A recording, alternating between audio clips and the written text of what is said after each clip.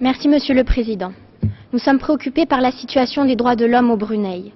Alors que selon les mots du rapport du groupe de travail sur l'examen périodique universel, le Brunei est qualifié de pays pacifique où les lois garantissent la paix et la sécurité publique, il n'en est rien.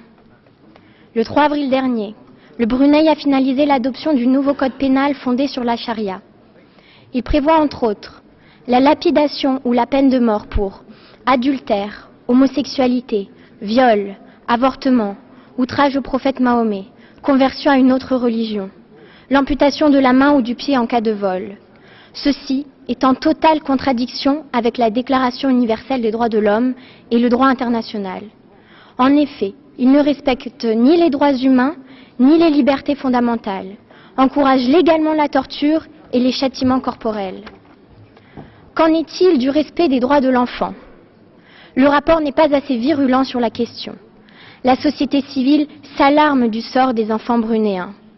Cet État autorise la flagellation dès 7 ans, la peine de mort et la lapidation dès 15 ans et criminalise le fait d'exposer les enfants musulmans aux croyances et pratiques d'une autre religion.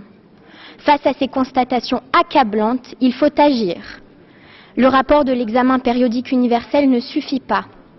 Les recommandations des États ne suffisent pas. Des mesures doivent être prises et la société civile ne peut agir seule.